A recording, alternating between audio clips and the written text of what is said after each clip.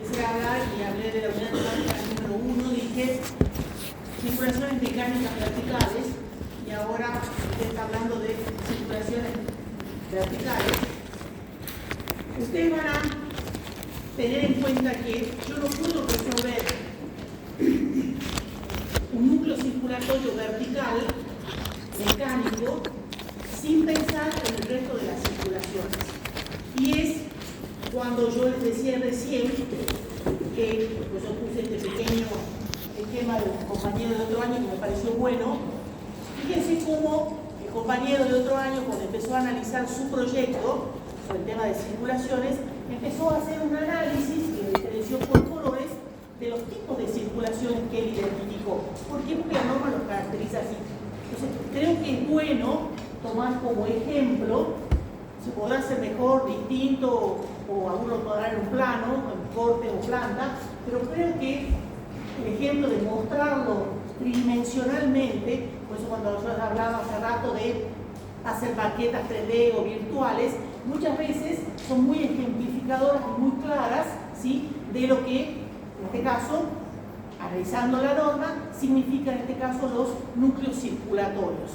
Entendiendo que podemos tener, fíjense ustedes, de dos tipos, bueno, las circulaciones las que son verticales, ¿sí?, generalmente las horizontales, fíjense que están muy claramente enmarcadas, donde está muy claro cuáles son los ingresos y a partir de los cuales se dan esos núcleos circulatorios. Por eso que yo quiero que lo vean muy bien antes de empezar a los ejercicios que yo les hablé recién. Yo tengo que empezar a identificarlo. ¿Dónde está el núcleo y dónde voy a tener los ingresos? ¿Por qué? Porque ustedes van a ver que la norma me hace referencia cuando va hablando de artículo por artículo, dónde es criterioso que esté ubicado el núcleo circulatorio respecto a los ingresos. Entonces, por eso es que es importante clarificarlo y tenerlo como imagen, es decir, qué tipo de núcleo yo encuentro en un edificio, cuáles son los que yo puedo identificar en el edificio que yo tengo asignado, cuáles son todos los núcleos que puedo encontrar al margen de que yo no los encuentre en mi edificio, ir pudiendo clasificar ese tipo de circulaciones, tanto horizontales como verticales, y lo que son físicas o mecánicas. Entonces, poderlos caracterizar a todos ellos. Entonces, les mostré esto como un ejemplo que me pareció, digamos, representativo. Y a su vez, cada uno de ellos con sus distintas escalas. Fíjense lo que son los goles, marcados de otra manera, porque también tienen una dimensión. No es el que a mí se me ocurra, tienen una dimensión que se calcula en función de la población que va a acceder a ellos. Entonces digo, todo tiene una representación de que lo que nosotros, digamos, simbolizamos. Y a su vez, en los distintos tipos de núcleo, las envergaduras. Hay algunos que tienen para un edificio que solamente tiene 2 pisos y otros para edificios en altura y que tienen la misma característica. Núcleo de circulaciones mecánicas verticales, que están componiéndose de los mismos elementos. La escalera física más lo que es el núcleo de ascensor específicamente. Bien, entonces pues digo, seamos muy claros cuando representemos para que hablemos todos un mismo lenguaje y una misma expresión en el lenguaje. Sigamos. Bien, y cuando hablamos de núcleos circulatorios también, lo van a ver en la norma, por eso estoy haciendo referencia a todo lo que ustedes van a ir leyendo en la normativa y que quiero que de alguna manera quede claro. Núcleos circulatorios o vías de escape, ¿sí? Normalmente los núcleos circulatorios, ¿sí?, o vías de escape están resueltos externos a los edificios y si pueden estar resueltos internos porque pueden formar parte del volumen, pero su vinculación es hacia el exterior. Nunca un núcleo circulatorio de escape o vía de escape, la persona que esté evacuando en ese escape, que puede ser de los pisos superiores al inferior o desde el subsuelo hacia la planta baja, lo va a hacer y va a salir para escapar hacia adentro del edificio, porque si no, no está escapando, está incorporándose a una situación compleja. Siempre el escape es hacia afuera, entonces hay que resolverlo de esa manera. La forma más representativa que vemos en algunos edificios, básicamente es muy marcado y muy, de alguna manera, llamémosle, expresado a través de un volumen que está muy bien enmarcado dentro de la volumetría del propio edificio. Por supuesto que hay otras resoluciones, como lo vamos a ir viendo, pero este es, de alguna manera, que está terminando, que es que está de alguna manera más gráficamente, digamos, visible. Sigamos. Bien, eso es la realidad actual, pero esto no empezó de la nada. Tampoco voy a poner a hacer la historia de la humanidad, pero sí a través de imágenes quiero que veamos, ¿sí?, desde los primeros ascensores, ¿sí?, que era para salvar niveles y para desplazar personas, hasta los montacargas para llevar cosas, ¿sí?, y montacargas hidráulicos que con el tiempo fueron de alguna manera con tecnología avanzando hasta lo que permitían no solamente transportar cosas sino personas. Es decir, una historia muy corta de algo de un desarrollo de la humanidad que todavía sigue y que todavía está en pañales, digamos, para poder ser desarrollado. Sigamos. Bien, ¿qué dice la normativa de circulaciones verticales respecto a cómo se clasifican y cómo se caracteriza una circulación mecánica vertical? Todo esto ya lo tienen subido a la plataforma, o sea que no hace falta que lo estén copiando, pero si hay alguien que quiere tomar nota o hacer una acotación, no hay ningún problema. La normativa define las circulaciones mecánicas verticales, CMB, como se le llama con siglas, al conjunto de elementos que sirven para transportar personas o cosas que entre distintos niveles de un edificio. Es decir, que yo puedo salvar diferencias de niveles. Se pueden clasificar en tres grandes grupos: ascensores, montacargas y escaleras mecánicas y rampas móviles. Eso es lo que la normativa, digamos, caracteriza como circulaciones mecánicas verticales. Sigamos.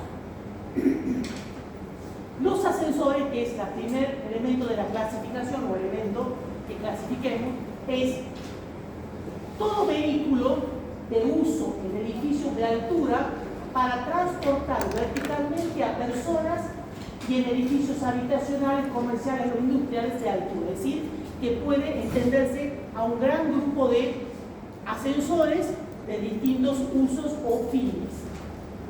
Los ascensores son técnicamente un vehículo, es decir, no es básicamente solamente decir un objeto, un elemento, no, es un vehículo de transporte de metal o de acero que están elaborados por una plataforma que se desliza, por una guía lateral rígida o por dos guías paralelas, dependiendo del tipo de ascensor, ambas unidas por una estructura que le da rigidez. Un ascensor está compuesto también de un equipo electromecánico o electrohidráulico, depende de los grupos de ascensores que vamos a ver después, siendo sus partes principales la cabina, que es la que permite ese vehículo de transporte, el contrapeso, que es el que da equilibrio a la cabina y a las personas que van dentro, al conjunto técnico, que es la máquina, el motor y el sistema de control, entre otros. Este sistema es un sistema motriz, ¿sí?, de fuerza motriz, y existen de dos tipos: ascensores hidráulicos y ascensores eléctricos o mecánicos, ¿sí? Luego tenemos los montacargas, que era el segundo grupo que tenía, que también es un vehículo, se le llama más rudo, de características industriales, que se utiliza para transportar con tarima o sin ella mercancías, es decir, objetos. Aguantan cargas más pesadas que los ascensores y por lo general no requieren un detalle de terminación con tanto nivel como tienen los ascensores. Sigamos. Acá estamos viendo, ¿sí?, lo que hemos definido recién, fundamentalmente los ascensores, que es lo que es la cabina con su estructura de sostén, sus elementos de control, ¿sí?, contrapeso y todo lo que es el motor y el equipo que me permite, digamos, el movimiento del equipo. Lógicamente, dependiendo del tipo de edificio y la resolución tecnológica y constructiva, podemos tener más de una solución para cada uno de ellos, ¿sí?, que en este caso, fíjense que por el desarrollo que tiene que tener una ida y una vuelta, o sea que ya requiere de 2 salas de máquinas para poder tener un equipo de poleas y motores, para poder tener un desarrollo mucho más esbelto. Y en el caso de los últimos, son los eléctricos o ascensores, digamos, atracción, como se les llama, y el hidráulico, que básicamente se caracteriza por tener en general un único pistón que puede estar centrado o lateralizado y él soporta tanto el peso de la cabina como el peso propio de carga muerta, como el peso de la carga viva, que son las personas que transportan. Si ustedes se fijan, ¿sí? Este sistema que se está moviendo, que normalmente tiene una definición que puede ser básicamente hasta mucho más, digamos, abierta y visualmente visible, pero no necesariamente tiene que estar encerrada en paredes, ¿sí? No sé más, se usa mucho este sistema, como se lo mostré en la imagen de Antigua, para transportar cosas y pesos de un piso a otro. Normalmente no requiere sala de máquinas.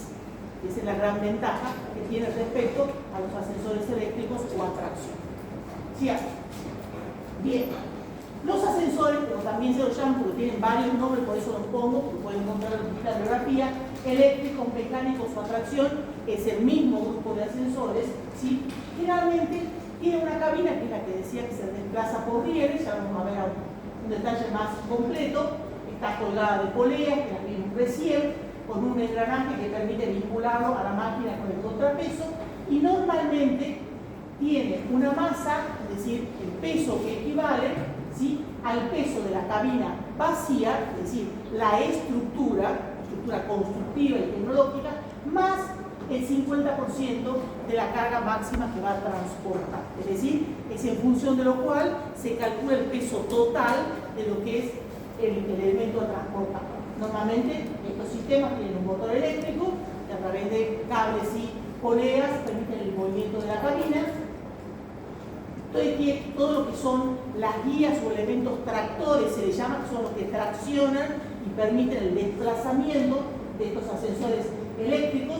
Normalmente están conformados por el motor propiamente dicho que está en la sala de máquina, un acoplado a un reductor de velocidad, que es el que permite el ascenso y el descenso con distintas velocidades, que nosotros lo diseñamos en función del tipo de ascensor que queremos proveer al edificio, y que normalmente, ¿sí?, su eje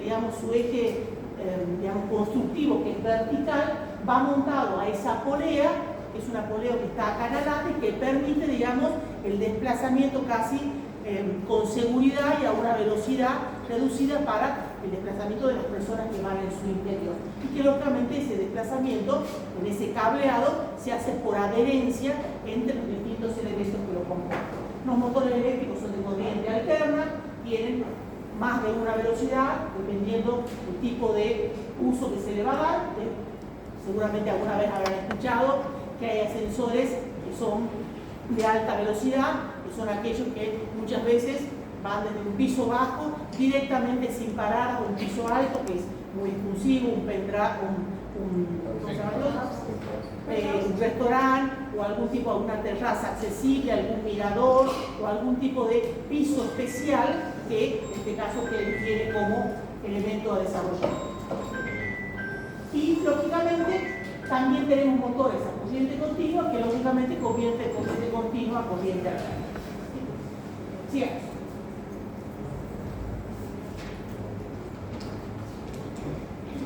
Bien, acá tenemos un esquema de lo que serían los elementos que acabamos de mencionar, que es la cabina propiamente dicha, fíjense la estructura de la cabina, fíjense todos los elementos de rigidización, para que la cabina siempre tiene que mantener su verticalidad y su equilibrio, digamos, vertical sin movimiento lógicamente de un desplazamiento normal.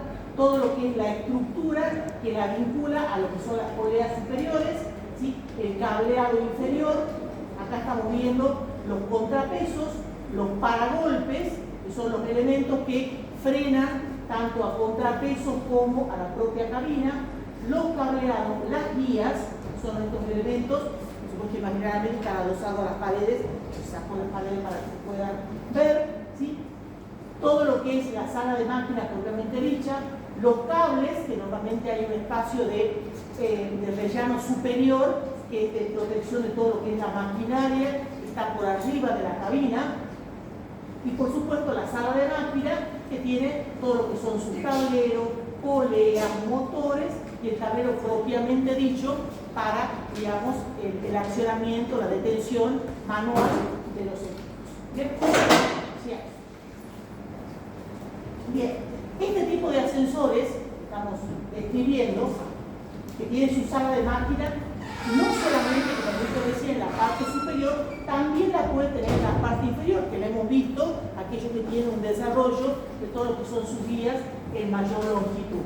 Pero normalmente este tipo de ascensores, dado la práctica usual que tienen velocidades que pueden manejarse entre los 0,65 metros por segundo hasta los de rápida velocidad 5 metros por segundo. Es decir, que van en una velocidad en que lógicamente no tiene pisos al que frenar, pisos intermedios, sino directamente van a un piso determinado con un destino final.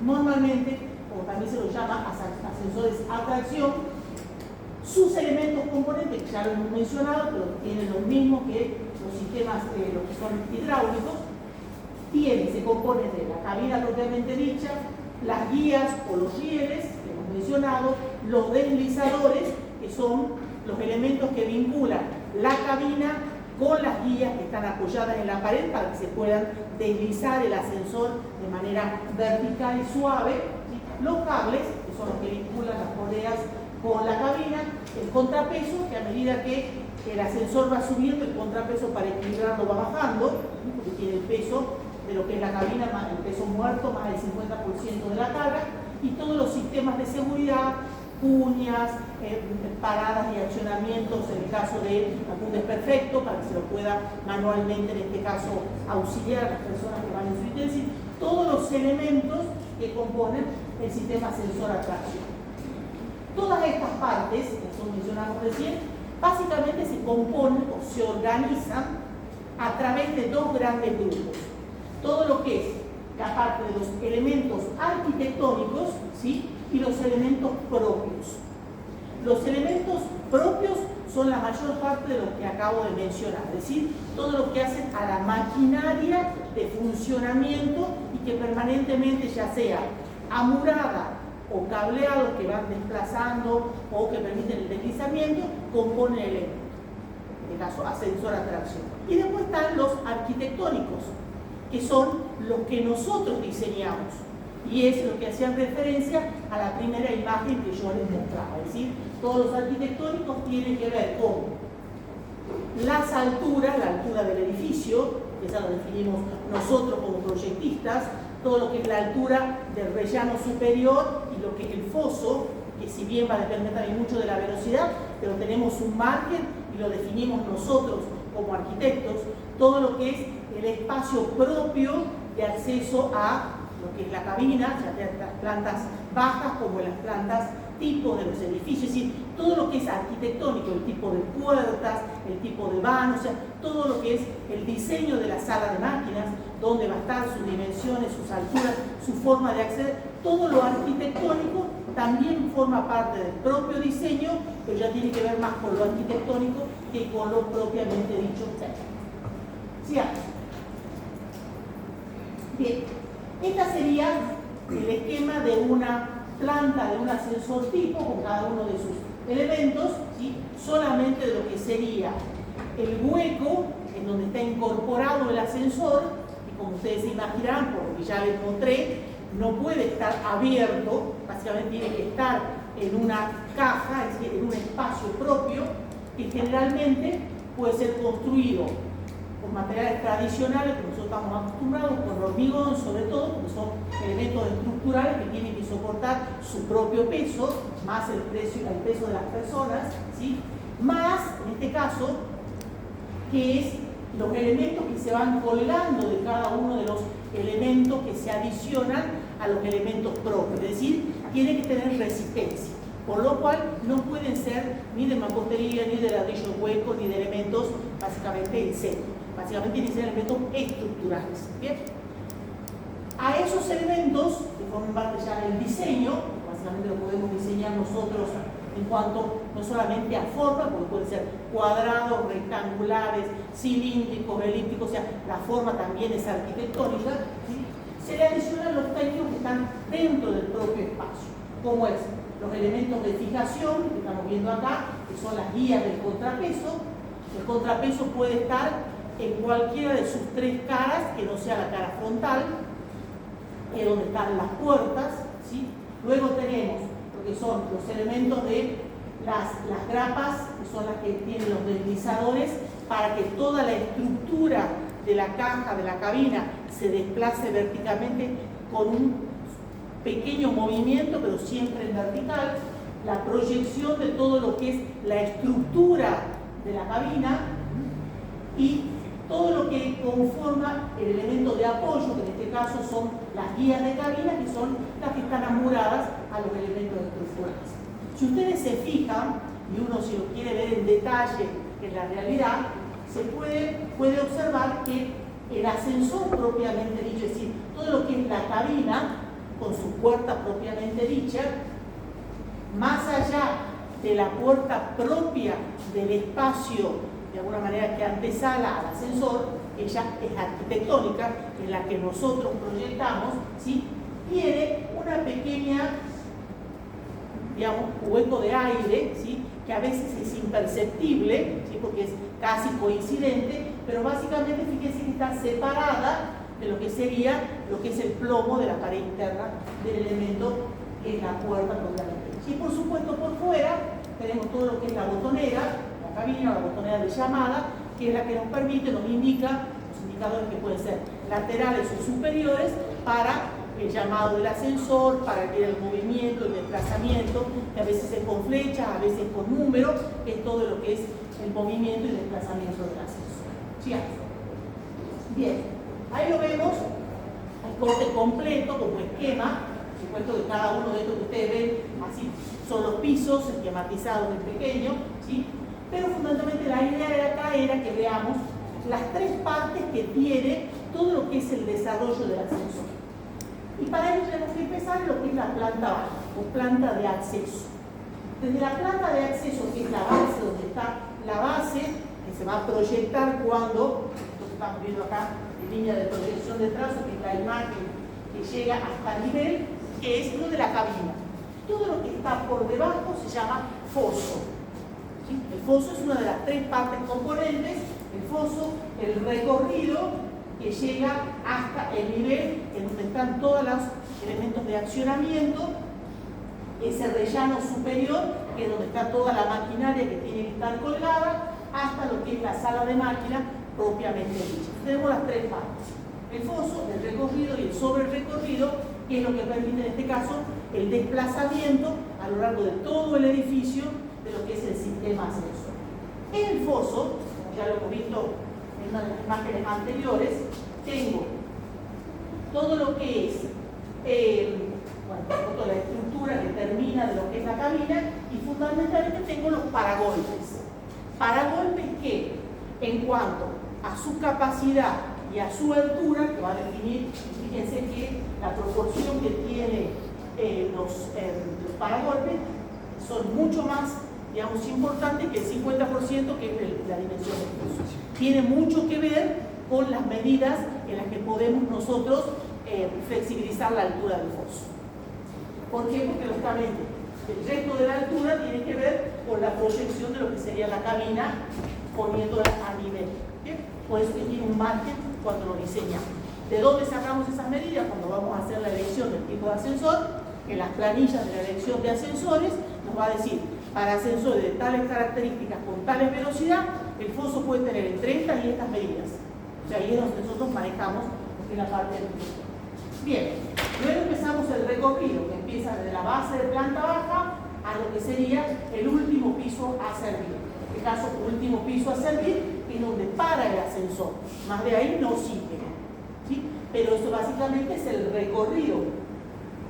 Y luego tenemos el sobre recorrido, que tiene que ver con todo lo que es el espacio que ocupa la cabina, más todo el cableado y la estructura que tiene que estar por debajo de la sala de máquina para tenerlo colgado al ascensor, que es el sobre recorrido.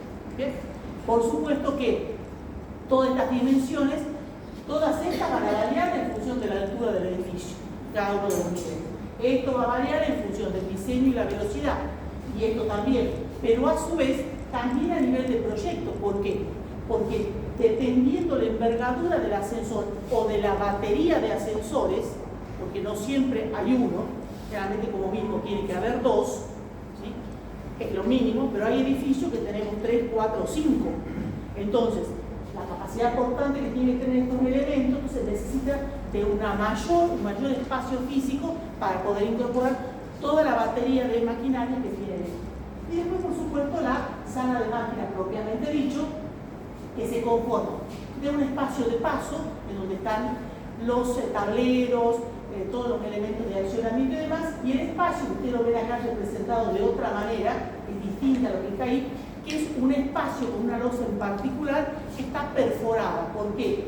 Porque cada uno de los cableados, o si hay varios ascensores, va a estar perforada para que pase el cableado y permita el accionamiento de la polea y del motor. Entonces, es una losa particular que tiene perforaciones. ¿Bien? Y por supuesto, como ustedes lo ven acá, tiene que tener ventilación cruzada. ¿Por qué? Porque todo esto genera mucho calor y lógicamente, si no está bien ventilada, digamos, en este caso, sobreexcede las temperaturas de estos equipos que están en permanente funcionamiento y lógicamente puede provocar algún tipo de desperfecto por temperaturas o fuego. Tiene que estar perfectamente ventilado. Sigamos. Bien, pasemos a los hidráulicos.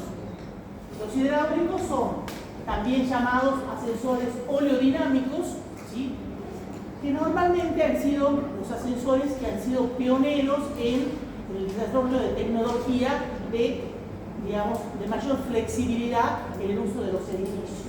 Normalmente tienen una limitación de altura a cubrir, una limitante, sobre todo más en nuestro país, hay en otros países del mundo que tienen mayor altura, nosotros tenemos una limitación de altura para estos ascensores hasta 6 niveles en nuestro país. ¿Okay?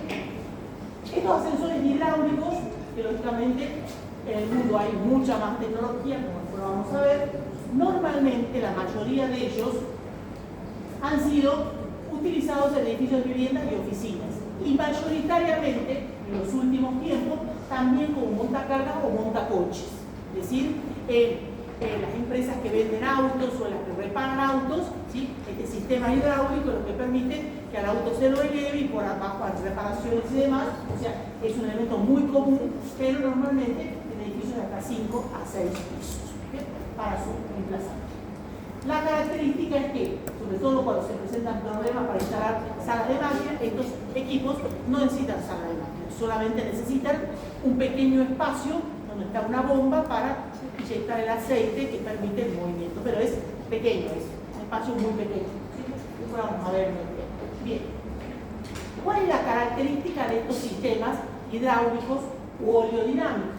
Estos sistemas tienen el movimiento o el desplazamiento de una cabina que se mueve gracias a un pistón, que es una barra de acero importante y redonda, normalmente hueca, ¿sí? Va a ser una sola pieza, ¿sí? Que se extiende, o sea que se desplaza mediante la circulación de aceite que está incorporado a presión por una bomba. Entonces, por aceite caliente con una bomba, se inyecta presión y eso permite el desplazamiento de estos ascensores. Normalmente es un ascensor que es mucho más lento, no tiene la velocidad de los ascensores eléctricos o a tracción, consume más energía, su desplazamiento es más suave, es mucho más, llamémosle,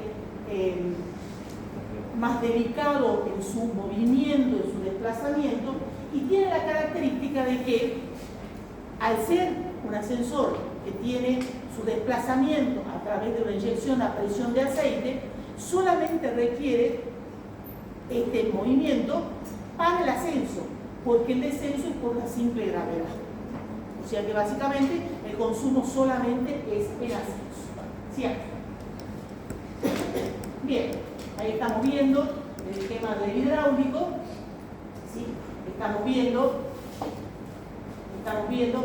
el pequeño espacio de la sala de máquina, que es para la bomba de aceite, nada más que eso ocupa, y esto es lo que sería, digamos, la planta, es decir, es mucho más sencilla de lo que sería cualquier otro tipo de sistema de ascensor, ¿sí? Y en corte lo estamos viendo que tiene ese eje vertical, que también puede estar desfasado natural, soporta todo el peso, ese punto que está adosado a esa estructura, ¿sí? Tiene los mismos elementos, ¿sí? Que sería el foso, más lo que sería el pistón, que puede ser enterrado, telescópico, es decir, de alguna manera puede entrar la altura que el edificio te desplace totalmente hacia abajo, o telescópicamente se puede ir entrando, como es un caño hueco, como un telescopio va entrando uno dentro del otro. Luego tiene lo que sería hasta el último piso, el recorrido, y sobre el recorrido la parte final. En eso es exactamente igual a los ascensores eléctricos. ¿Cierto? Bien, acá estamos viendo comparativamente los dos. Fíjense, ese es el espacio, el único espacio que necesita el ascensor hidráulico, ¿sí? Fíjense que tiene el desplazamiento del pistón lateral, el otro lo teníamos central, y por comparación estamos viendo con el ascensor tradicional, que tiene mucho más elementos, la sala de máquinas y demás. Bien. Vamos ahora, ya meramente hemos introducido el tema, a ver qué dice la norma. Porque básicamente es lo que ustedes van a tener, que en este caso, yo acá no he puesto toda la norma, sino una cosa principal. La norma habla de que tiene que haber un servicio mínimo indispensable para el sistema ascensor. ¿Y qué lo compone? La reglamentación nuestra cumple esa normativa, la ciudad de Salta, y la reglamentación prohíbe la construcción de edificios de cierto número de pisos si los mismos no proveen el número adecuado de aparatos elevadores. En nuestra provincia de Salta, la legislación permite edificios solo hasta el tercer piso sin el empleo de ascensores. Ustedes van a ver que normalmente lo que es la vivienda social, la que hace el Estado, es la que tiene planta baja y 2 pisos, porque es el que cumple este requisito. A partir de ese piso ya tiene que tener como obligación poner como mínimo un ascensor. ¿Cuál es la normativa que nos regula en el sistema de los ascensores? La norma IRA 11.526. La norma establece las condiciones generales y los requisitos especiales que deben cumplir los ascensores y montacargas en cuanto a criterios de necesidad, ubicación, cantidad, tamaño de acuerdo a su destino y programación. Por eso les dije hace rato, vayan a la norma. En la norma está todo. La norma habla al respecto. Para edificios nuevos o ampliaciones, es decir, después que salió la norma había edificios que no tenían ascensor, esos permanecieron así, pero para edificios nuevos o esos existentes que necesitan ampliaciones ya tienen que cumplir la normativa. ¿Y qué dice la normativa? Que aquellos edificios que superen los 12 metros de altura y hasta los 25 metros deberá instalarse por lo menos un ascensor si su función fuera vivienda colectiva, oficina, hoteles, hospitales, sanatorios, restaurantes o comercios. Si supera los 25 metros, deberá instalarse por lo menos 2 ascensores. ¿Sí? ¿Vamos? Bien. La norma también establece que si son varios los ascensores que se deben instalar, porque esto lo hemos visto ya que como mínimo son 2, normativamente nosotros, si cumplimos esta norma, hasta los 25 metros, un solo ascensor. Generalmente no se pone un solo ascensor, siempre se ponen 2. ¿Por qué? Porque normalmente uno no sabe qué tipo de personas, con qué tipo de discapacidad podemos tener en un edificio de altura. Sabemos que hasta los 3 pisos no tenemos ningún tipo de obligación, pero sabemos si tenemos personas con discapacidad, ya el ascensor tiene que estar y no puede no quedarnos en el ascensor, o con una emergencia, cómo baja la persona. Entonces, normalmente ya casi como obligación se ponen 2. ¿Sí? Bien, si estos fueran varios ascensores, estamos hablando de 3, 4, 5, según el edificio, deben estar agrupados. ¿Eso qué significa? Por eso es que yo quiero que la lean y me resuelvan los ejemplos que yo les puse. Yo no puedo poner ascensores en cualquier lado. La norma me dice dónde debo ponerlos, hace rato decía, en función de ubicación, necesidad, cantidad, tamaño, de acuerdo a destino. Es decir, cómo. Bien, entonces, para yo poder ponerlos, no puedo decir, supongamos que la norma me diga y el cálculo me den 2 ascensores. Yo no puedo poner uno al lado y otro allá. No. Fíjense lo que dice. Tienen que estar agrupados. Eso se llama en batería. Es decir, tienen que estar apareados en una batería para poder resolverlos correctamente, para un mejor servicio. cerca de los medios exigidos de egreso. Es decir, también tengo que ver si el edificio, por ejemplo, el proyecto, si el edificio tiene un único punto de ingreso y egreso, o el ingreso y el egreso es diferenciado. Yo ingreso por un lado y egreso por el otro. ¿Por qué? Porque si no, también ahí voy a tener que ver a dónde pongo los ascensores. Entonces lo tengo que explicar. ¿Por qué?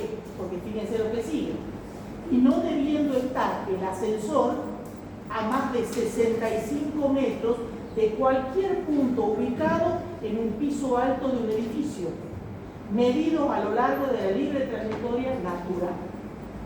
Es decir, que yo, entre la libre trayectoria de salida del edificio, digamos, como la salida que yo voy a la salida de emergencia, yo no puedo transponerlo y tener que estar esquivando un núcleo circulatorio para poder ser. Tiene que ser libre trayectoria, para poder identificarlo fácilmente a dónde está el núcleo circulatorio.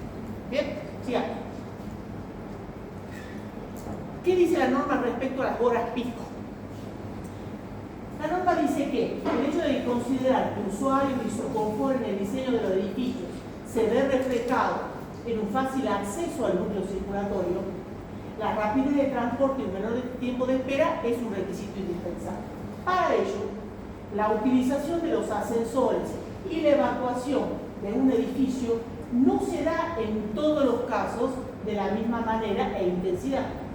Un equipo de ascensor para un edificio queda definido en base a las dimensiones y el destino de los mismos.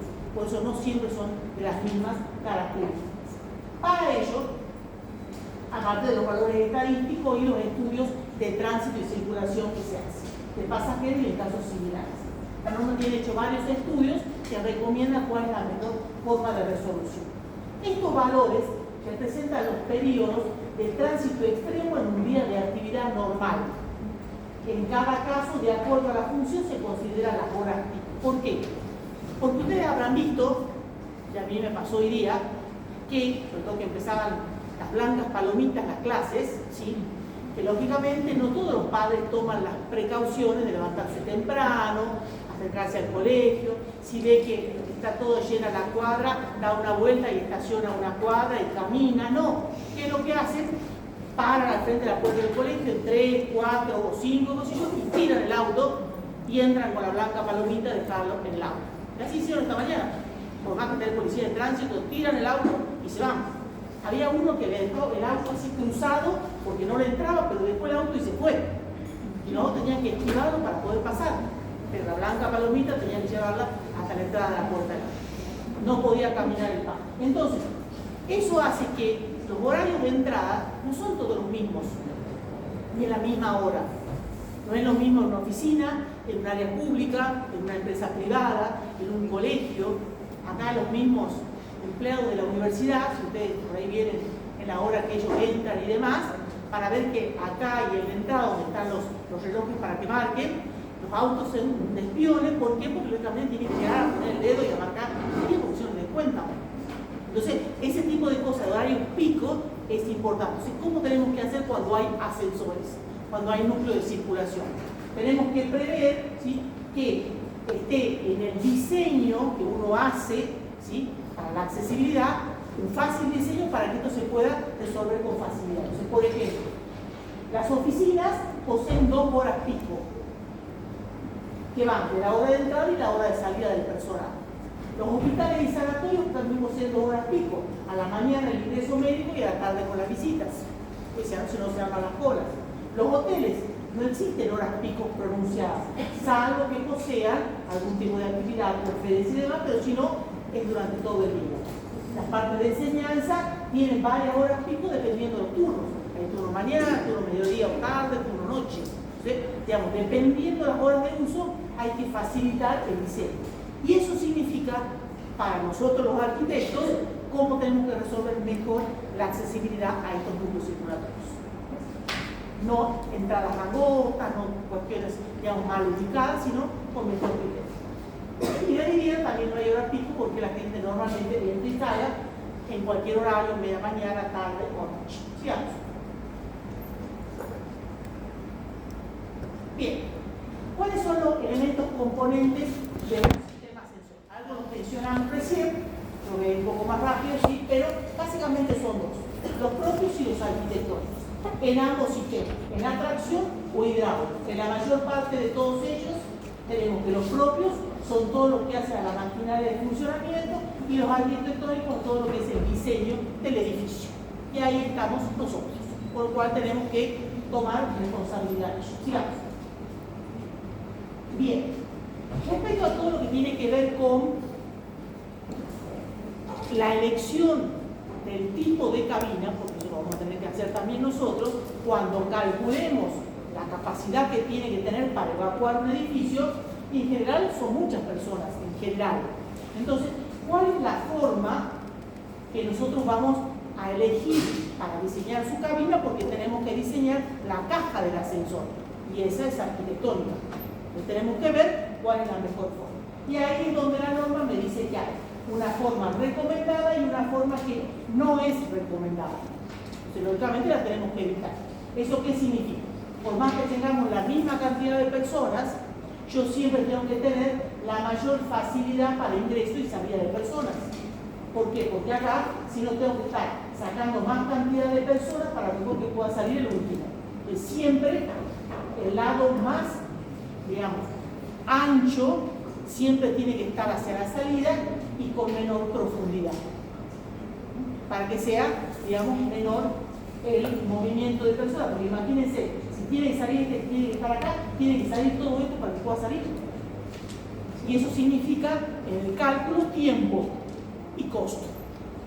Entonces, por eso tengo que elegir un sistema de forma arquitectónica que sea mucho más fácil de evacuación. Sigamos.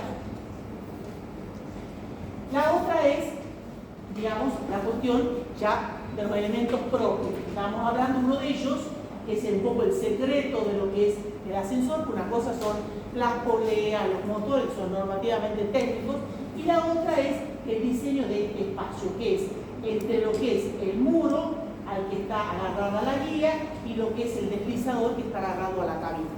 Y que lógicamente está este elemento o cuña, ¿sí?, que es el que permite en este caso el deslizamiento suave del ascensor y en una perfecta verticalidad para mantener el funcionamiento correcto del ascensor.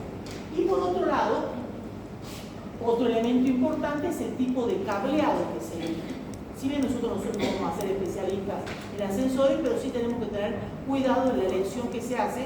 ¿Por qué? Porque cuando uno presenta los planes municipales, tiene que presentar todos los detalles de los ascensores que va a instalar y el ok, el visto bueno de la empresa que habilita estos ascensores. Esas son dos cosas que hay que tener en cuenta. Y la otra es el cableado. Cableados que son un alma de cáñamo y con todos cables de acero a su alrededor, que es lo que le da la resistencia y la elasticidad para poder permanentemente trabajar a tracción como trabajan estos elementos que son las guías del edificio. ¿Sí? Bien. Otra parte que es importante para nosotros es cómo diseñar el foso. Hay muchos diseños de forma de foso y ustedes seguramente van a decir, profesora, pero ¿por qué tanta complicación en el foso? Si ustedes vieran la cantidad de fosos complicados desarrollados en nuestro edificio, ni se imaginarían. Todo el mundo cree que el foso es la parte horizontal plana y es el límite del edificio. No, porque normalmente tengan en cuenta que generalmente estos elementos que están en el foso, generalmente digo, no en todo el edificio, pero en general, llegan algunos hasta planta baja y otros hasta subsuelo. Entonces, muchas veces en el subsuelo falta espacio y empezamos a buscar espacios, ¿sí?, para guardado de cosas o para que el auto estacione porque no me entra. Si ustedes vieran la cantidad de resoluciones complicadas cuando se resuelve el foso de un ascensor. Fíjense ustedes que muchas veces hay una edificio muy conocida en Salta, que acá, esto es el foso del contrapeso, ¿sí?, y llega y acá se mete la trompa de un auto. ¿Por qué? Porque no le da el espacio en el subsuelo para poner estacionamiento de un lado, la calle y el estacionamiento del otro. Si yo lo ponía al auto atrás de acá, no me daba para la calle. Entonces tengo que hacer estos recursos para meterlo al auto más para tener el ancho de la calle. Entonces, pues digo, no es menor el tener en cuenta que hay diseños que tenemos que resolver. ¿Cómo tenemos? ¿Okay? puertas. Puertas que, por supuesto, ya hay algunas que se han dejado de usar, como por ejemplo, si bien siguen estando en la norma, ¿sí? Se los quiero mostrar, pero les voy a decir, cuando usted la ve en la norma, la plegariza que está acá y esta otra, que es tipo malla, ya están prohibidas. Es una cuestión de seguridad. ¿Por qué? Porque seguramente acá o acá, en esta, normalmente siempre se enganchaban los dedos. Y en esta de acá, la gente perdía la mano y los pies. ¿Por qué? Porque trata de sacar para parar y demás, y como es abierta, ¿sí? Termina teniendo accidentes. Entonces ya se deja. ¿Cómo? Y se tienen que subir para cerrarle, sería lo de menos. Ya cuando hay pérdida de vida o pérdida de algún miembro de ella es más grave, ¿sí? Entonces las cuestiones son también o abiertas, quiero decir, totalmente ciegas, ¿sí? Solamente con un visor, o totalmente cerradas y correctas. La mayor parte. Sigamos. Bien. Bueno, acá tenemos, ¿por qué yo voy poniendo siempre ejemplos? ¿Sí? Pues siempre hay un ejemplo nuevo que uno encuentra, no solamente de resolución de sala de máquinas, que pueden estar en 2 niveles, porque acá también encontramos inconvenientes. Generalmente, a veces en los edificios tenemos que estar jugando con la normativa, que no se pase la altura de los espacios técnicos que podemos sobredimensionar en cuanto a la altura de los edificios. Entonces también tenemos que empezar a buscar, a lo mejor siento que tuviera que poner más altura, se me sobrepasa la altura útil. Entonces, a veces también formalmente tenemos que resolverlo con determinado tipo de soluciones específicas, pero sobre todo porque hice una modificación esta semana pasada a algunas imágenes de acá, todos los años, porque cuando estuvimos tomando examen la semana pasada, y si uno pide el detalle de un núcleo de circulación, ascensor mecánico, lo dibujan tan mal, que digo, por lo menos les pongo uno para que vean uno bien, y así lo resuelven bien. Por lo menos tienen detalles, técnicos correctos de cómo representar un ascensor para que lo puedan plantear en su edificio. Porque si no, estudian de ejemplos horribles. Bueno, y el ejemplo resuelto en la tridimensión, que es lo que siempre digo que ayuda mucho a resolver no solamente espacial, sino formalmente físico. Sigamos. Bueno, respecto a, yo decía hace rato, tenemos distintas posiciones en los ascensores a tracción o eléctricos de lo que son la ubicación de los contrapesos. Va a depender el uso, la función y el destino del ascensor para ubicar. ¿Por qué?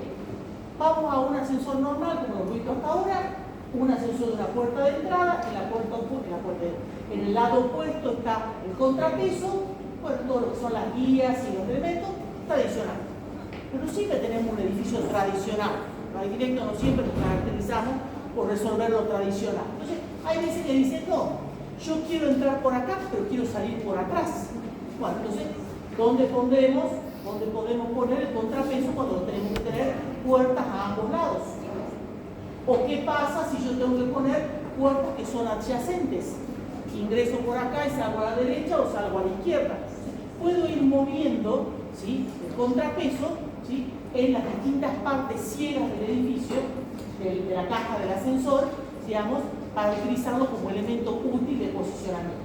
Y bueno, va acompañado siempre de los pesos máximos admisibles de cada uno de los ascensores, porque cuando vemos en las grillas de las comercializaciones van viendo los pesos y las dimensiones. ¿Para qué? Para que cuando calculemos sepamos que tiene una relación totalmente directa medida con el peso admisible por cada ascensor. Sigamos. Bien, ahí está cuando van en baterías de 2, 3 o más, ¿sí? Y normalmente la normativa admite a mí que en los primeros pisos, hasta lo que son los 3 pisos generalmente de basamento, yo tenga el compartimento dividido y después yo solamente puedo hacer una única caja sin las particiones.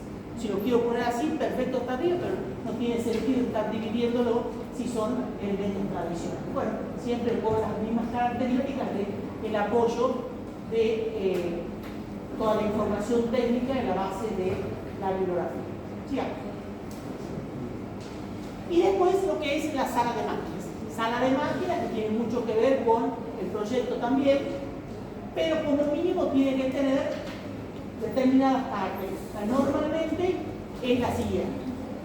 La sala de máquina es conveniente que esté desfasada de la losa del último piso. No solamente por una cuestión, digamos, de mejor funcionamiento, sino porque normalmente tenemos la facilidad de un mejor mantenimiento de la sala de máquinas y del espacio de rellano superior a lo que sería el sobre recorrido del ascensor. Muchas veces es poquito el espacio que queda para meterse, digamos, entre el cableado y la cabina. Entonces, muchas veces hace falta ese espacio, como son losas perforadas, se puede trabajar ahí. Y por otro lado, porque normalmente tiene mejor, digamos, respuesta tecnológica y constructiva el hecho de que la caja del ascensor esté sobreelevada respecto al peso propio de la losa del último piso. Generalmente, estructuralmente, todo lo que es el núcleo circulatorio en general, ascensor y escalera, siempre es recomendable, por los estructuralistas, sobre todo nosotros que estamos en zona sísmica, que sea una estructura, digamos, independiente del resto de la estructura del edificio. ¿Por qué? Porque es el último elemento que tiene que sostenerse para que la gente pueda evacuar, en este caso, el edificio. ¿Sí? Entonces, que sea una estructura independiente de lo que es el resto de la estructura del edificio. Las medidas mínimas, una puerta de 1,80 m, nosotros normativamente en nuestra ciudad, por una cuestión sísmica, es de 2 metros, y de 2 metros mínimo nosotros tenemos 2,20 metros como mínimo, una sola cifra. Y bueno, todos los elementos, fíjense, esta es la línea de proyección de lo que sería la cabina, ¿sí? Esto es lo que sería todo lo que es tablero, las distancias mínimas. Acuérdense que nunca tengo que apoyar en una sala de máquina de ningún tipo los equipos en los que son los paramentos, siempre tiene que haber distancias mínimas, la ventilación a los 4 vientos, ¿sí? Y lo que es la parte de la ubicación de los equipos, de las poleas y de los motores, que tienen que estar en zonas ventiladas por la temperatura que tienen. Sí. ¿A qué cosa? A la sala de máquinas. Cuando vos la ponés en subsuelo se puede poner, pero sí o sí tenés que poner otra arriba también. Sí o sí hay una parte que necesita poner las poleas para el otro desarrollo. Hay que poner dos, generalmente, no la pones abajo. Pero sí se puede. Es más complicado, pero sí se puede.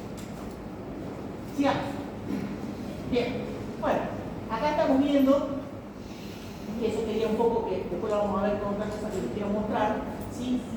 Hay veces que no se resuelve bien lo que sería, esta es una imagen, ¿sí? Pero para que vean que no siempre se resuelve bien lo que sería el núcleo de circulación. Fíjense ustedes, por supuesto que están sacadas las paredes para que se pueda ver, porque si no, no se podría ver. Fíjense lo que es en este caso. Este es el núcleo del ascensor, con todo su equipo, ¿sí? Y lógicamente, el espacio que ocupa dentro de la propia proyección de lo que sería todo el núcleo circulatorio. Fíjense ustedes que normalmente el espacio de circulación que tienen que tener los núcleos, que después yo lo explico, no sé si la hora será o lo veremos en la clase que viene, siempre tiene que haber un espacio propio que se diferencie del espacio circulatorio. ¿Por qué? Porque hagamos de cuenta que este tablero que está acá son la batería de ascensores, ¿sí? Imagínense que lo que está acá adelante, tal cual como está acá, chiquitito, es el espacio circulatorio. ¿Cuál es la actividad normal que cuando uno va a tomar un núcleo circulatorio? Es distinto una escalera que ascensor, porque la escalera, busco la escalera y bajo. En cambio, el ascensor tengo que esperarlo. Por lo cual, si lo tengo que esperar y es una batería, se supone que como mínimo habrá 3, 4 o 5 personas. ¿Dónde esperan las personas? Acá. Y normalmente, ¿qué hacen las personas?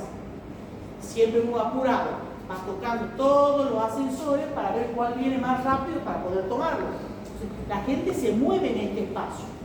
¿Qué pasa si la dimensión de este espacio, por eso quiero que lo vean bien la norma, la dimensión de este espacio no es la adecuada y la conveniente para no solamente que la gente espere, sino para que tiene que pasar para los departamentos? Quiero que se permiso.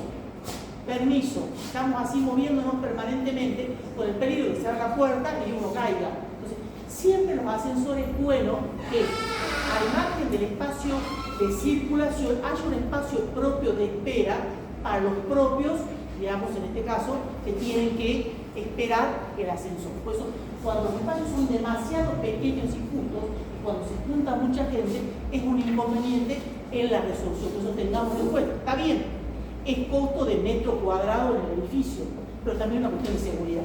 Entonces, evaluemos eso cuando hagamos un proyecto. Sigamos. Bien. Estos 4 requisitos no se los tienen que olvidar jamás en la vida, como el Padre Nuestro. Primero, requisitos para un buen servicio. Bien emplazado. Eso es el secreto de todo este sistema. Yo no tengo que entrar a un edificio y empezar a preguntar, ¿a dónde están los ascensores? Ahí ya quiere decir que está mal ubicado. Es un mal proyecto. Yo tengo que entrar a un edificio y poder identificar claramente dónde está el núcleo circulatorio. Y más si es una salida de escape. No puedo estar preguntando, ¿por dónde salgo? Hasta ahí ya me morí o el edificio se cayó o se incendió. Tengo que verlo claramente y identificar. Entonces, el primer elemento para un buen servicio es el emplazamiento. El segundo es cómo esté agrupado. Si yo tengo que poner una batería de 4 ascensores, tiene que estar en batería, agrupado. No uno allá en aquella esquina, otro acá, otro allá y está todo el mismo foro. No, porque la gente la obliga a estar circulando permanentemente por un espacio que no es para eso, puede ser un foro. Entonces tiene que estar bien agrupados.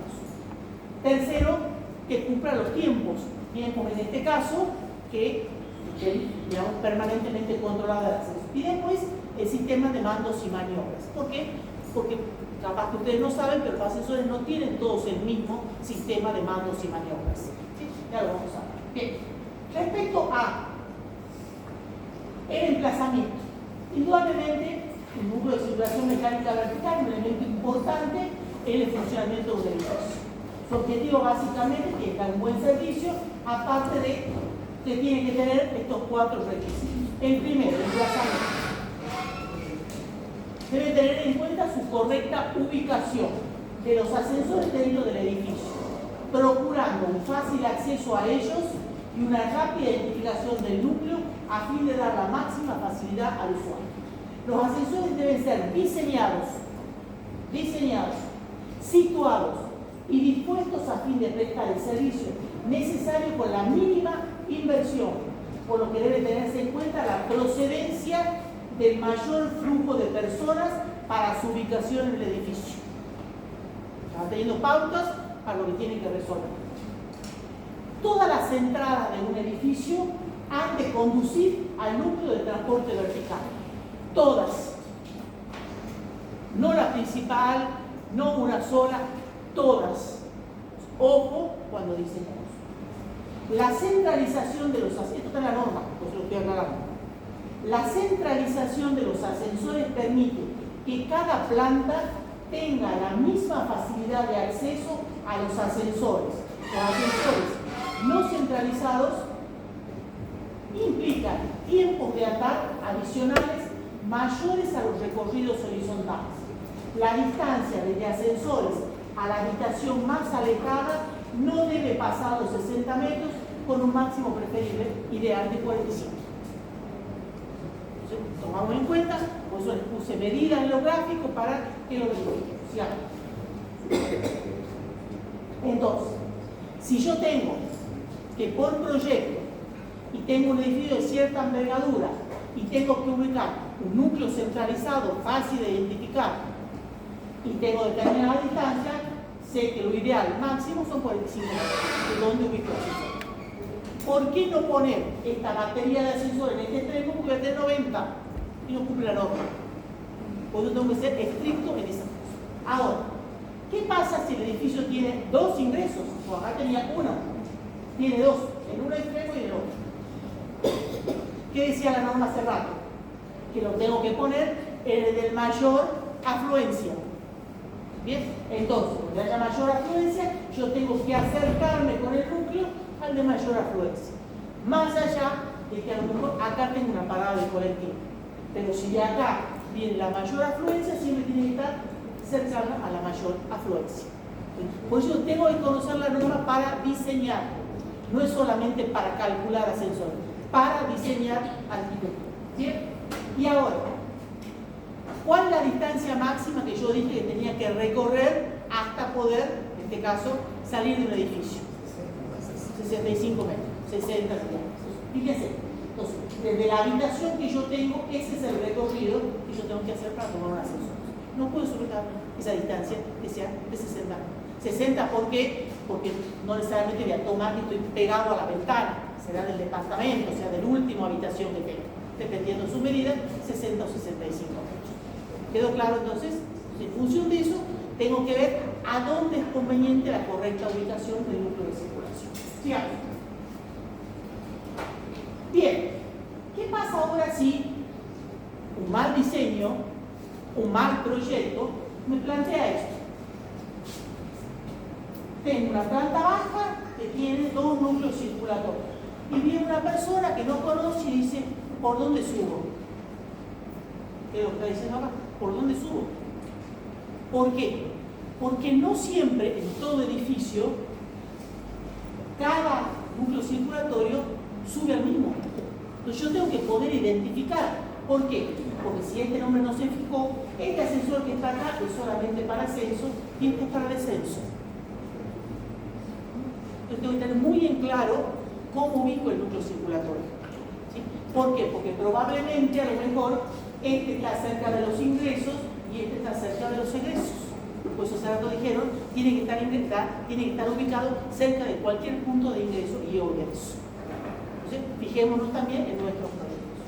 Ahora, cuando yo tengo un solo punto y tengo que estar equidistante, como lo vimos recién, ingreso y egreso que pueden estar diferenciados porque son comandos distintos, en el cuarto punto, no todos los ascensores suben y bajan, algunos solamente suben y otros bajan, a lo mejor lo ideal es que esté centralizado, para que haya mayor claridad. ¿Bien? Pero la elección y el diseñador y el proyectista soy yo, nosotros somos los que decidimos. Sigamos. Bien, bueno, algo semejante y también puede haber otra opción. Vieron que hay muchos edificios que tienen un ingreso principal y un ingreso de servicio. Bueno, entonces ahí tenemos que ver que sí o sí, en este caso, los dos tienen que ser para ascenso. ¿Por qué? Porque si tienen las dimensiones para subir camas, heladeras y demás, que a lo mejor el ascensor común no lo tiene, yo también tengo que tenerlo cercano al punto de ingreso. Entonces, ojo con el diseño que nosotros hacemos, porque también condiciona la ubicación del núcleo circular. Sigamos. Bien, y acá tenemos algunos tipos de ascensores que no es común, por lo menos en nuestra ciudad, en otras ciudades del país sí, me ha tocado y es un químico, es un lío, cuando los ascensores no llegan a todos los pisos servidos, sino el ascensor empieza en planta baja, pero el ascensor de la derecha para en los pisos pares y el otro en los impares. Es un tole-tole. Es un lío. Porque si yo no sé y me confundí y no está bien señalizado, voy a ir al quinto piso. Ah, no, pero el quinto piso es impar, yo tendría que haber ido al par, si yo tengo que bajar y tengo que subir. Es un lío. Entonces, ojo también con esos síntomas. La otra es, como normalmente suele suceder, que es lo más, digamos, irracional, que lo diga solamente para en los pisos impares. O sea que si yo vivo en el piso par, tengo que ir con escaleras. Pues hay sistema de mandos y maniobras, ojo con eso. La otra es que, a semejanza parecida a esta, ¿sí?, tenga que ponerme complementariamente escaleras para poder subir y bajar. ¿Por qué? Porque el ascensor está en un piso intermedio. Es otro lío. O sea, no está ni en el primero ni en el segundo, está en 2,5. Entonces subo para uno y bajo para el otro. Y lógicamente hay otros en donde solamente el ascensor va a un piso especial, penthouse, restaurante panorámico, terraza, de paseo, lo que sea. Y solamente para ese piso. O sea que no para en pisos intermedios. ¿Bien? Sigamos. Bien. Y esto es lo más común que podemos encontrar, pues digo, los espacios de espera. Gente con discapacidad y gente normal que tiene muy poca empatía con el discapacitado y aún cuando se abre el ascensor, pasan ellos primero y el discapacitado siempre queda último. Generalmente, siempre lo recomendable es poner un ascensor para el discapacitado. ¿Bien? Porque si el discapacitado, como siempre, en los baños y en todo lugar, siempre es el último en ingresar. Están todos amontonados en la puerta y el pobre siempre marginal. Bien. Entonces, el tiempo pasa y tratemos de resolverlo con mayor empatía en el proyecto. ¿Sí? Bien, vamos a los agrupamientos. ¿Cómo agrupamos la batería de ascensores cuando tenemos muchos? ¿Bien? Esto no, jamás. Si acá hay un espacio circulatorio que me va a dar a todos 500 departamentos que hay allá, un ascensor acá y el otro allá, no. Eso la norma no lo admite, está prohibido. Tengo que aparearlos, es decir, en una batería. ¿Y cuál es la dimensión mínima que le tengo que dar de espacio de espera para la gente que va a subir? Como mínimo, la misma medida de la profundidad del ascensor. Es decir, que todas las personas que estén ahí adentro puedan estar esperando acá sin que las personas que están pasando sean, en este caso, una incomodidad. ¿Okay? Y así sucesivamente. Si están enfrentados, no en batería, sino enfrentados, como mínimo este espacio tiene que ser 1,5 a 2 veces la profundidad del ascensor. Es solamente el espacio del ascensor, más allá del espacio circulatorio. ¿Bien? ¿Qué pasa si vamos impares? O lo ponemos en batería o de esta manera. Bueno, acá lo mismo, 1,5 a 2A, profundidad, y si no, 1,5 como mínimo es la profundidad del ascensor. O sea, hay medidas mínimas que es el espacio propio. A eso se le suma la circulación. ¿Quedó claro, verdad? ¿Para todos? Sí. Bien. Bueno, y así sucesivamente, podemos tener ascensores de muchas cantidades de ascensores, pero lo que sí quería hacer, siempre casi que 1,5A es lo mínimo, acá quería hacer la siguiente acotación. Cuando los ascensores son, porque están en batería, acá hemos visto en 4, cuando ya van a 6 o más, hay 1,75 a 2A.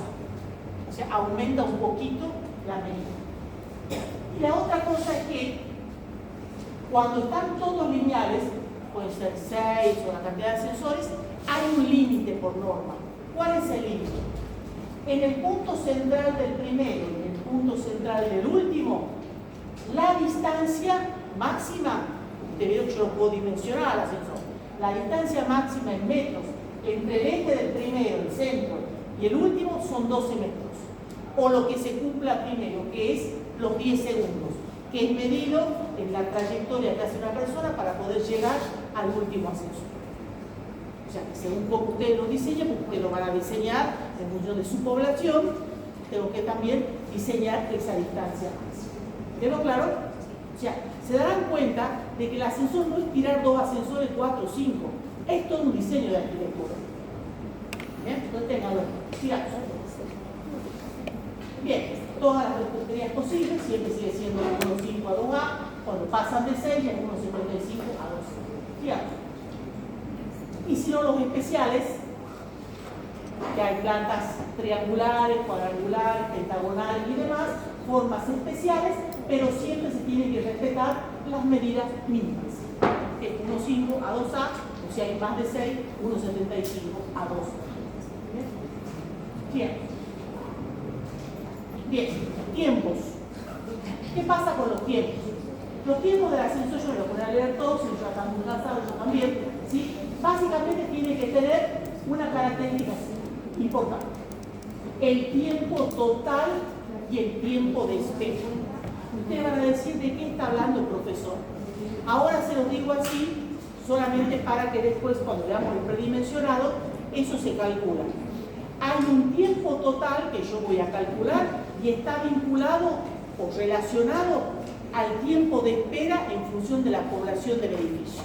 Si el tiempo de espera que las personas tienen que estar esperando para tomar el ascensor y ese, ¿cómo se llama?, elemento del tiempo demora mucho, la gente se impacienta. Y eso es un peligro para la seguridad del edificio. ¿Eso qué significa? Que si yo sobrepaso esos tiempos, y ahora no se los voy a dar, sino en el predimensionado, eso significa más ascensores. más ascensores. Tengo que poner más para que la gente espere menos. ¿Por qué? Porque yo tengo dos elementos para jugar, la cantidad y en este caso, la velocidad. Pero la velocidad no puedo ir a lo mejor desde el piso 2 al piso 3, o sea, 5 metros por segundo, porque básicamente me tengo que agarrar de las paredes porque no va a llegar digamos, en pie. Entonces, tengo que jugar con la cantidad de ascensores. ¿Bien? Entonces, ese es un elemento importante. Bien. Y como elemento de referencia, los tiempos mínimos varían entre 60 y 90 segundos. Escuchen, ¿no? 60 y 90 segundos. Yo les quiero preguntar si ustedes alguna vez han esperado 60 o 90 segundos para tomar un ascensor. A veces estamos horas esperando así. Eso es tiempo de espera. Por eso que tiene que ver con el predimensionado. Y el límite, 150 segundos. O sea, 2 minutos y 8 horas. Y a veces estamos más. No siempre están bien diseñados. Ténganlo en cuenta. Sigamos. Bien, todo esto no lo voy a leer, solamente les voy a decir que son los distintos tipos de mandos o maniobras que pueden tener un ascensor. ¿Eso qué significa? Acá en nuestra ciudad es muy poco frecuente, pero en algunos lugares de nuestro país y del mundo sí lo es. Ascensores que tienen distintos tipos de comandos. Es decir, ¿qué significa eso? Cuando subimos a un ascensor, ¿qué es lo que nosotros intuitivamente hacemos? Vos vas al piso cuarto, yo voy al tercero, ella va al primero y él al segundo. Entonces, ¿qué es lo que hacemos? El que sube primero marca su piso, pero el ascensor puede tener un sistema que directamente diga, en la medida que fueron marcando, ¿sí? Yo no puedo tener esa coherencia para subir, porque si no voy a tener que ir al quinto, al segundo, al cuarto, está bajando y subiendo un tonto. ¿Qué es lo que hago? Selectivamente ordeno y no importa el orden en que entraron, aunque ella haya ido al primero y tocó en el último, va a parar primero en el primero, después para el segundo, después el tercero, el quinto, y lo mismo si es en el descenso. O sea, el sistema de mandos lo ordena dentro del sistema ascensor. ¿Sí? Es decir, la otra, por supuesto, el primero directamente no lo tengo en cuenta, porque son los hoteles que vemos en películas, que directamente con la manivela subía el ascensor así, que era de 1803. ¿Bien? Directamente la selección automática del coche. La otra es un sistema acumulativo. ¿Por qué? Porque el ascensor, una vez que yo, supongamos, ella es el primero, ella el quinto, yo el cuarto y él el tercero, subimos. En la medida que subimos y la dejamos a ella en el primero, a lo mejor hay gente esperando y gente que entra y hay alguno que dice yo voy a planta baja y hay otro que dice yo voy al séptimo. ¿Y el ascensor qué hace? ¿A dónde va? Entonces el ascensor automáticamente lo que hace es selectivamente ordena el ascenso y descenso y decir, bueno, este ascensor ya iba en el ascenso, va a ir al cuarto, al quinto, al séptimo y recién después va a bajar en el orden descendente. O sea, va automáticamente con la gente que ingresa y egresa seleccionando no solamente el orden, sino el ascenso y el descenso. Esos son los tipos de comandos. ¿Quedó claro? Bien. Sigamos.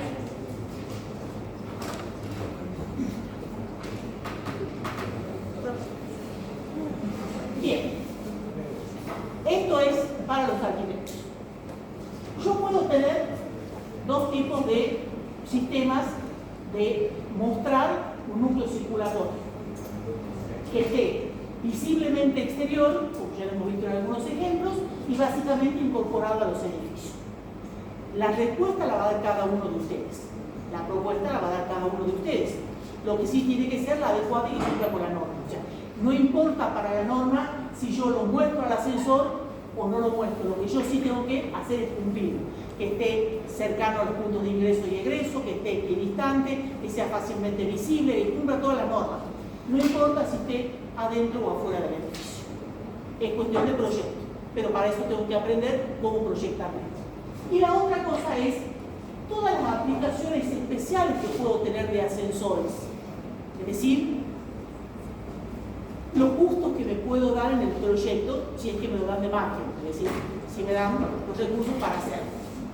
Si puedo poner ascensores panorámicos, si puedo ascensores de recorrido inclinado, si puedo poner para funciones múltiples que vaya sirviendo a distintos tipos de pisos, o solamente para funciones específicas, o si son para vehículos también. O sea, eso va a ser la elección, o sea, una decisión no solamente de inversión y del proyectista, sino básicamente una decisión que yo puedo llegar a tomar como un criterio de proyecto. ¿Sí? Bien, acá está en cada uno de ellos, yo no me voy a poner a explicarlo, después lo leen, ¿sí? Todas las características tienen los panorámicos, el recorrido inclinado, cuál es la inclinación máxima que es recomendada, son los 7 grados, etcétera, etcétera. Pero bueno, son características, se pueden ser metálicos, transparentes, se puede poner vidrio o no, y las características generales. Sigamos. Bien, también en su forma, desde los cilíndricos, semiovales, rectangulares, cuadrados, con cualquier forma que queramos llegar a diseñarlos, sigamos. Los inclinados, ¿sí? Por supuesto, el ascensor va inclinado, nosotros vamos parados. ¿Ven que vamos a ir así, no? Los distintos tipos de elementos combinados, solamente los que combinan hasta ciertos pisos y los que van combinando hasta pisos elevados, o sea, hasta los últimos pisos, digamos, que van sirviendo. O sea, todas las opciones, todo eso habla la norma, por eso es importante conocer. Los distintos tipos de servicios combinados, por ejemplo, para hospitales, ¿sí? Cuando se hagan circulaciones públicas y circulaciones de camillas, o circulaciones técnicas, que normalmente siempre es conveniente que estén nucleadas, no en cualquier lado, o que tengan distintos tipos de usos secundarios y principales. ¿Están? ¿Se buscan? Ya.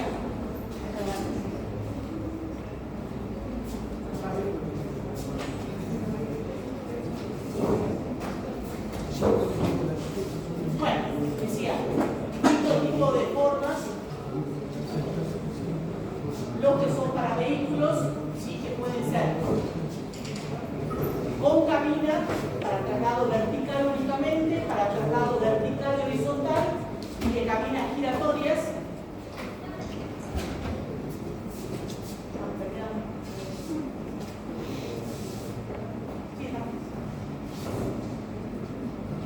Bueno, acá tenemos la de traslado vertical, es decir, el vehículo solamente a través de la cabina es trasladado y ya después el propio propietario, si hay alguien que lo hace, se desplazará y buscará el estacionamiento, digamos. O aquel que básicamente lo que hace es trasladarlo vertical y también tiene el desplazamiento con una cinta horizontal, o el que es el circular, que básicamente vamos buscando lugar, porque lo mete al auto. Y por último,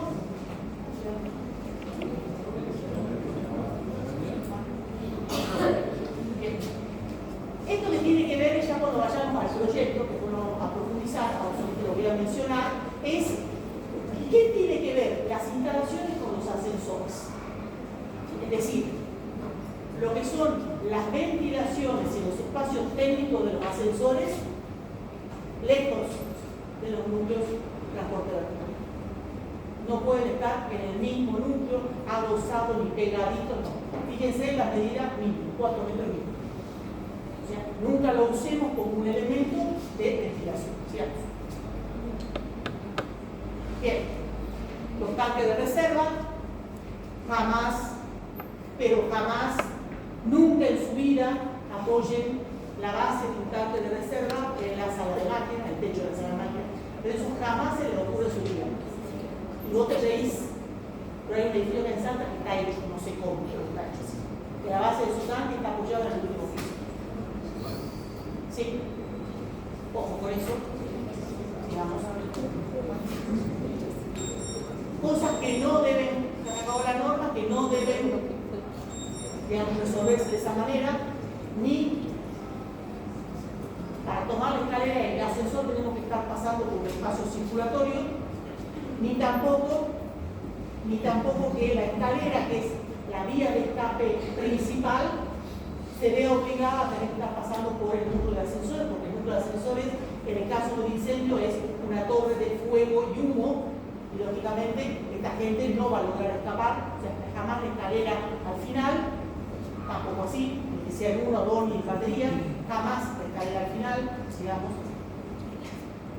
Acá estamos viendo algunos ejemplos, ¿sí? digamos, de lo mejorcito que podemos encontrar en la realidad, ¿sí? En donde tenemos el núcleo, ¿sí? El espacio propio para circular y demás, y la escalera con, en el caso, cámara de cámara, porque es escalera de emergencia. Hicieron una batería más grande, ¿sí? Donde tenemos, fíjense, el núcleo de circulación vertical está centrado y las escaleras están lateralizadas, ¿sí? Es decir, de alguna manera, esto es un espacio, digamos, posterior de oficina, ¿no es cierto? Sí, tenemos la circulación, entonces o entramos al espacio de ascensor o entramos al espacio propio de cambio. ¿Sí? Esto es un proyecto de un alumno, ¿sí? Fíjense, este sistema que generalmente trata de responder a eso, siempre las escaleras en los extremos y los ascensores en el centro. ¿Por qué? Porque nunca tengo que pasar primero por el ascensor para llegar a la escalera. Siempre primero la escalera y después el ascensor. Sigamos. Son imágenes de varios ejemplos. Esta es otra resolución, fíjense que está mejor todavía. Está el ascensor, su propio espacio. Esta es la salida del subsuelo y ahí está la escalera de llegada del núcleo circular. O sea, fíjense que tiene un espacio propio generoso y la circulación está acá.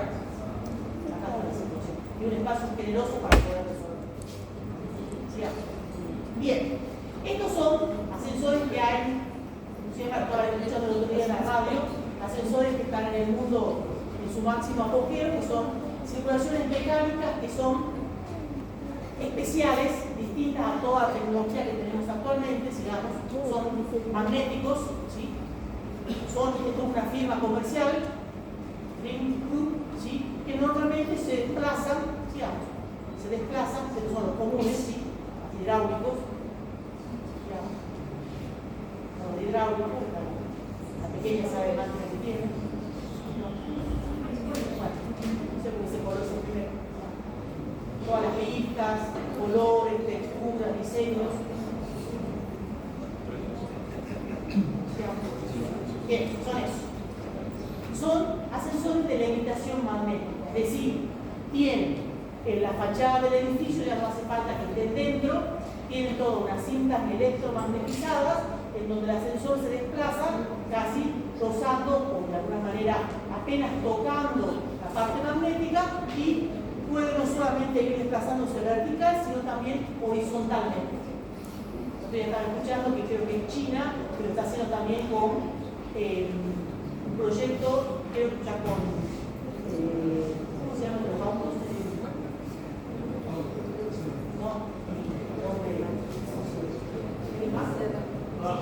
Está por hacer un túnel para unir América con Europa por un tren de levitación magnética también, para ir desplazándose, no sé en cuántas horas llega de China a Estados Unidos. Bueno, todos los sistemas, se desplaza a lo largo del edificio. Digamos. Se llaman los sistemas multi, ¿sí? Tiene una velocidad que normalmente, sin paradas, a 50 metros por segundo, imagínense de 5, que tenemos máximo 50, o sea, si se dieron cuenta, ya están en algún lugar, digamos. Bueno, acá están todas las maniobras que pueden hacer los ascensores, no hay mucha graficado, ¿sí? El ascensor puede moverse, desplazarse vertical y horizontal. Ya, después se lo leen. Este es el primer edificio que está en prueba, en una localidad de Alemania que se llama Rottweil, que es el primer edificio que se está instalando. Supuestamente tendría que haberlo terminado en el 2016, pero con pandemia y todo se retrasó, pero se está terminando.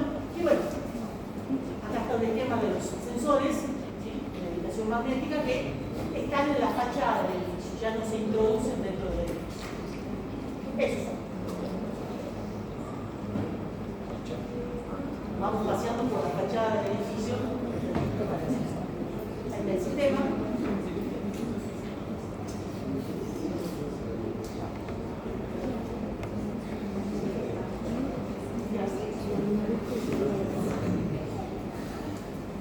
Realmente supera los clásicos edificios tradicionales. Bueno, y acá volvemos a nuestra realidad, eso es lo que tenemos, la máxima. No va a llorar, pero bueno. ¿Qué es lo que hay? Sensores, montacargas, silla de ruedas y demás. O los otros usos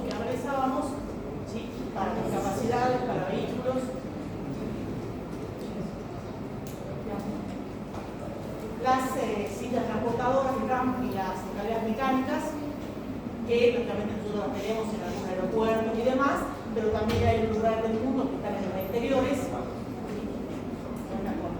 con mayor tecnología.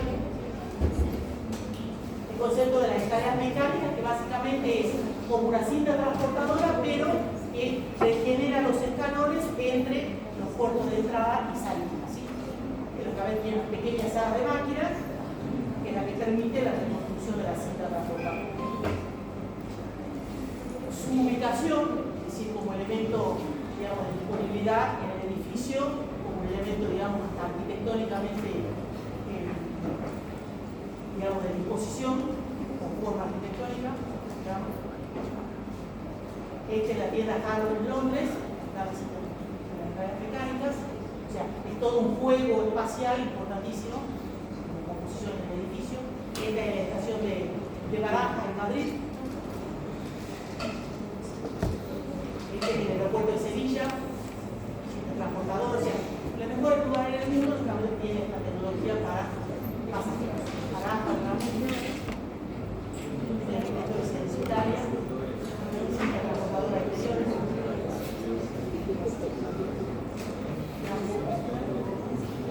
Los montacoches incorporados en un proyecto de arquitectura, como mostramos y como dibujarlos en Alemania, para estaciones de agua. O sea, estos serían estacionamientos en Alemania.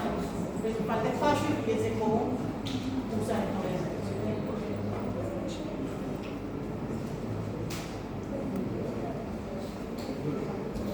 Bien. Hago una pregunta. Entonces, ¿tenemos tareas? Sí.